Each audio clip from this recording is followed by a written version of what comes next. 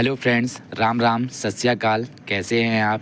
Welcome to our channel बढ़ो India 7.0। दोस्तों, आज हम डिस्कस करेंगे निपुण भारत के तहत अंकुर अभ्यास पुस्तिका, जो कि पर्यावरण अध्ययन की है और कक्षा 4 के बच्चों के लिए आई हुई नई वर्क बुक है दोस्तों, जिसमें हमारा सप्ताह चल रहा है 15 दिवस 1 से 6 के अंतर्गत हम पढ़ेंगे पाठ 13 पहाड़ों से समुंदर तक। आइए बच्चों, अब हम अभ्यास क्रमांक 1 देख लेते हैं कि क्या कह रहा है। नदी के पानी का रंग कहाँ कहाँ बदलता है, यह क्यों बदलता है, सोचकर लिखिए। तो देखिए बच्चों, इसका आंसर होगा कि नदी के पानी का रंग शहरों में फैक्ट्रियों के पास बदलता है, गांव में जहां पर उसी के पास हम कचरा, गोबर आदि डालते हैं और जहां मवेशी उसमें नहाते हैं, गंदगी के कारण स्वच्छ पानी का रंग बदल जाता है। तो बच्चों, इस प्रकार हम इन प्रश्नों के उत्तर दे सकते हैं। पढ़ते हैं अगले प्रश्न की तरफ कि अब अगला प्रश्न क्या कह रहा है।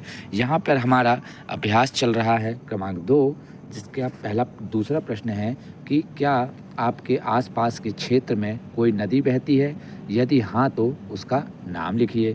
तो देखिए बच्चों, इसका उत्तर होगा कि हाँ, हमारे आसपास एक नदी बहती है जिसका नाम हिरण नदी है। बढ़ते हैं बच्चों अगले प्रश्न की तरफ कि अब अगला प्रश्न क्या कह रहा है। यहाँ पर अगला प्रश्न है अभ्यास क्रमांक 3, कह रहा है कि क्या आपने लोगों को विभिन्न चीज़ें नदियों में डालते देखा है? आप क्या सोचते हैं, वे ऐसा सही कर रहे हैं या गलत कर रहे हैं? सोच समझकर उत्तर दीजिए। तो देखिए बच्चों, इसका उत्तर होगा कि हाँ, हमने लोगों को विभिन्न चीज़ें जैसे डिस्पोजल और पन्नी और गोबर कचरा डालते देखा है, जो कि सही नहीं है, गलत है। उन्हें ऐसा नहीं करना चाहिए ताकि नदी का पानी दूषित ना हो। बढ़ते हैं बच्चों अगले प्रश्न की तरफ कि अब अगला प्रश्न क्या कह रहा है।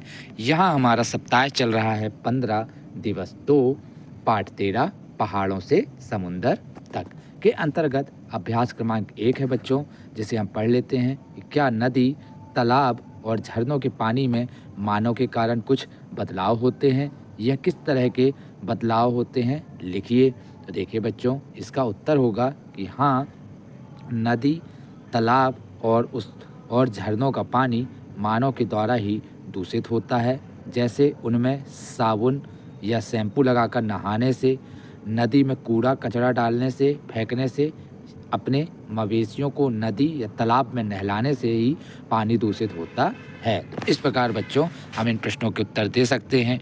बढ़ते हैं अगले प्रश्न की तरफ कि अगला प्रश्न क्या कह रहा है। यहाँ अगला प्रश्न है अभ्यास क्रमांक 2, कह रहा है कि पानी में यदि देखने में साफ हो तो वह पीने के लिए उपयोगी होता है या नहीं, लिखिए। तो इसका उत्तर होगा कि नहीं, हम यह अनुमान नहीं लगा सकते कि जो पानी साफ दिख रहा है वह पीने योग्य हो, उस पर बहुत सारे हानिकारक पदार्थ भी हो सकते हैं। तो पढ़ते हैं बच्चों अगले प्रश्न की तरफ कि अब अगला प्रश्न क्या कह रहा है। अगला प्रश्न है अभ्यास क्रमांक 3, कह रहा है कि आपके घर में पानी किस स्रोत से आता है, पानी के स्रोतों के नाम लिखिए। तो देखिए बच्चों, इसका उत्तर होगा कि हमारे घर में पानी नगर निगम की पानी की टंकी के माध्यम से आता है। अब पानी के स्रोतों के हमें नाम बताने हैं बच्चों। तो देखिए, जैसे हैंडपंप, बोरिंग, कुआं, तालाब आदि ये पानी के स्रोत हैं। अगर आपने हमारे चैनल को सब्सक्राइब नहीं किया है बच्चों, तो चैनल को सब्सक्राइब कर दीजिए और वीडियो पसंद आती है तो इसे लाइक और शेयर करना ना भूलें। साथ ही साथ आप यह वीडियो कहाँ से देख रहे हैं, हमें कमेंट बॉक्स में लिखना ना भूलें। बढ़ते हैं बच्चों अगले प्रश्न की तरफ कि अगला प्रश्न क्या कह रहा है। यहाँ हमारा सप्ताह चल रहा है 15 दिवस 3 पाठ 13 पहाड़ों से समुंदर तक के अंतर्गत अब अभ्यास क्रमांक 1 है बच्चों, जिसे हम देख लेते हैं कि नदी, तालाब के पानी के गंदा हो जाने के कोई 3 कारण लिखिए।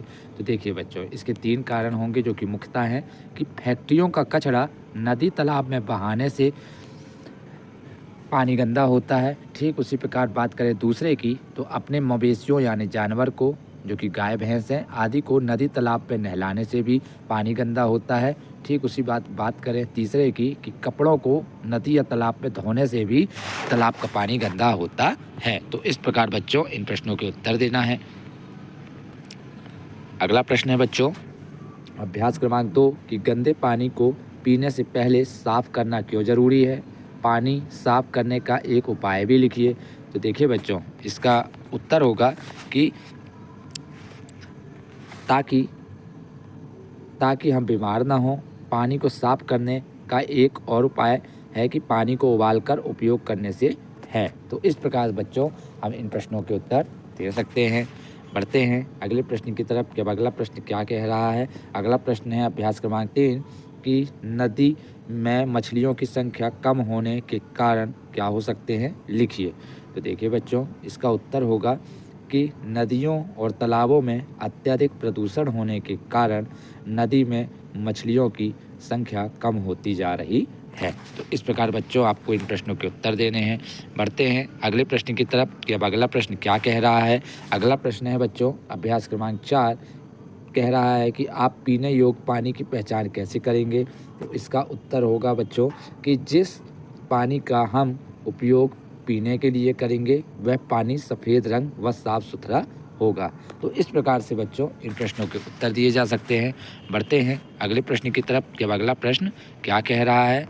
यहाँ हमारा सप्ताह चल रहा है 15 दिवस 4 पाठ 13 पहाड़ों से समुंदर तक के अंतर्गत अभ्यास क्रमांक 1 है बच्चों कि फल व सब्जियां धोने से भी पानी गंदा हो जाता है। इस पानी का कोई और उपयोग कर सकते हैं क्या, बताइए। तो देखिए बच्चों फल व सब्जियों को धोने से जो पानी गंदा हो जाता है उसका उपयोग हम पेड़ पौधों पर डालने के लिए सींचने के लिए कर सकते हैं ताकि पानी का व्यर्थ उपयोग होने से हम बच सकें। तो इस प्रकार बच्चों इन प्रश्नों के उत्तर देना है। बढ़ते हैं अगले प्रश्न की तरफ। अगर दोस्तों आपको हमारे पुराने प्लेलिस्ट की वीडियो चाहिए सप्ताहों की तो आप प्लेलिस्ट में जाकर भी वहां से वॉच कर सकते हैं और चैनल को सब्सक्राइब कर लीजिए बच्चों। बढ़ते हैं अगले प्रश्न की तरफ कि अब अगला प्रश्न क्रमांक क्या कह रहा है। अभ्यास क्रमांक 2 बोल रहा है कि पानी में क्या क्या मिलने से पानी अशुद्ध हो जाता है।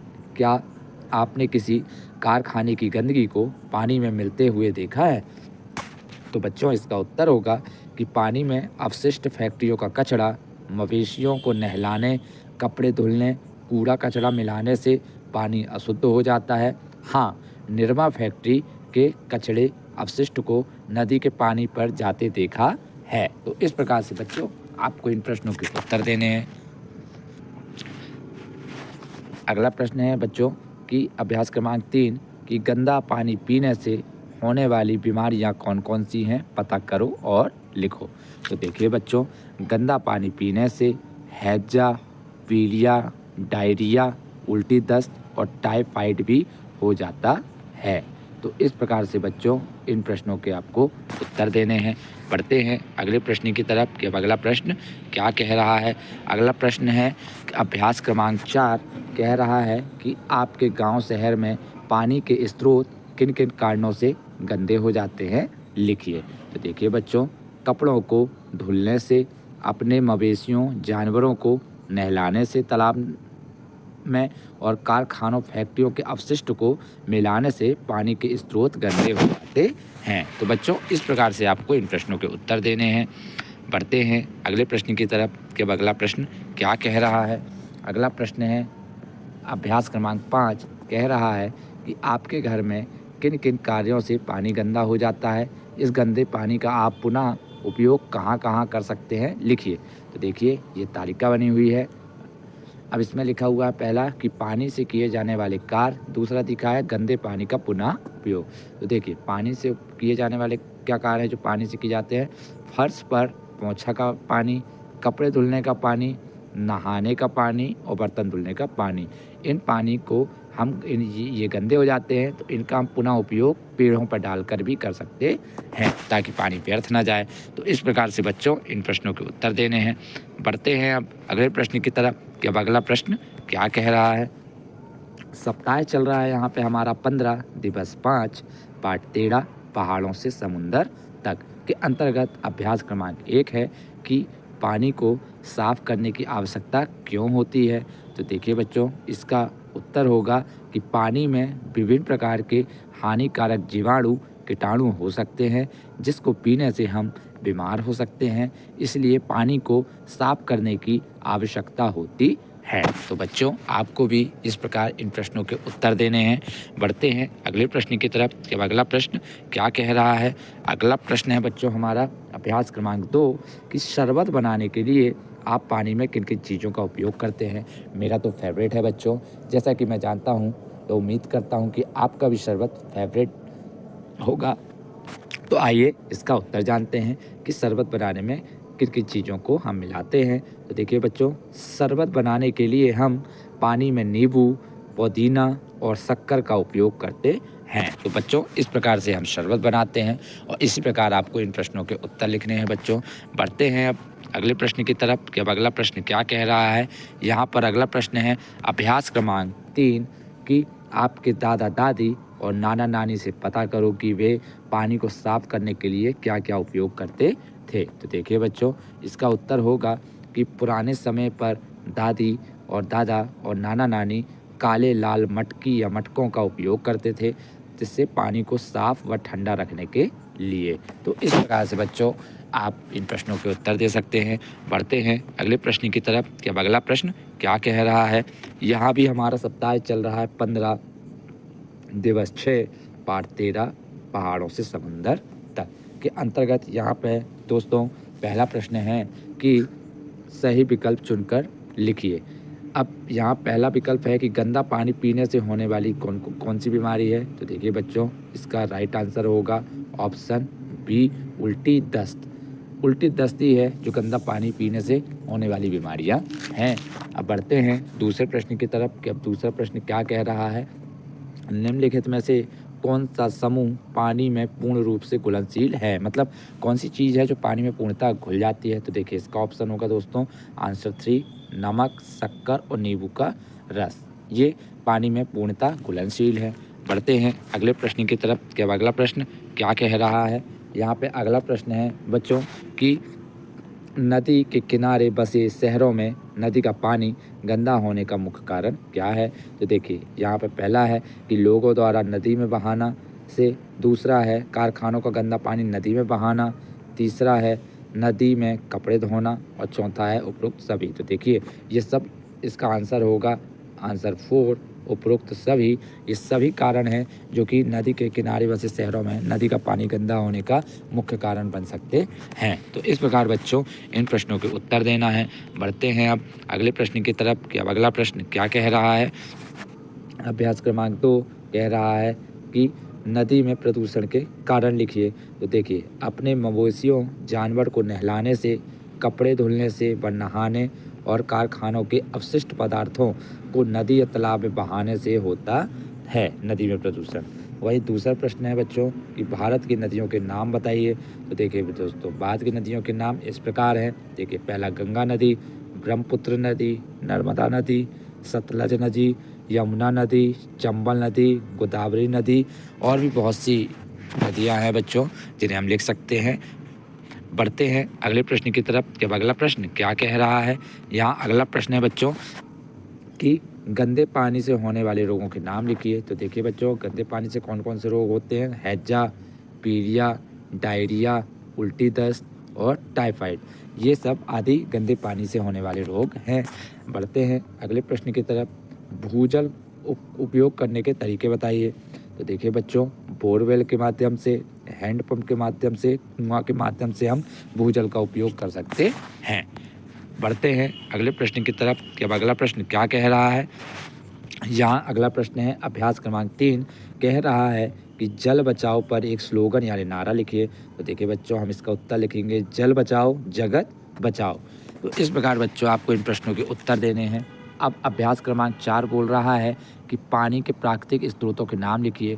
प्राकृतिक से यहाँ है कि जो प्रकृति के द्वारा प्राप्त है। तो इसका आंसर होगा ए, झरने, बी, तालाब, सी, नदी और डी, झीलें।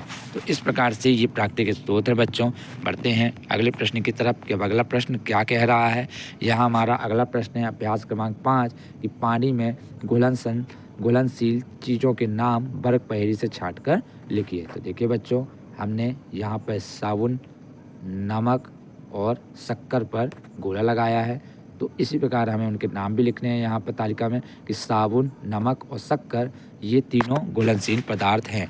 तो इस प्रकार से बच्चों इन प्रश्नों के उत्तर लिखने हैं। उम्मीद है कि आपको यह वीडियो पसंद आई होगी और आप बहुत ही एंजॉय किए होंगे। बच्चों, अगर आपको यह वीडियो पसंद आई हो तो इसे लाइक कीजिए, शेयर कीजिए। धन्यवाद। जय हिंद, जय भारत।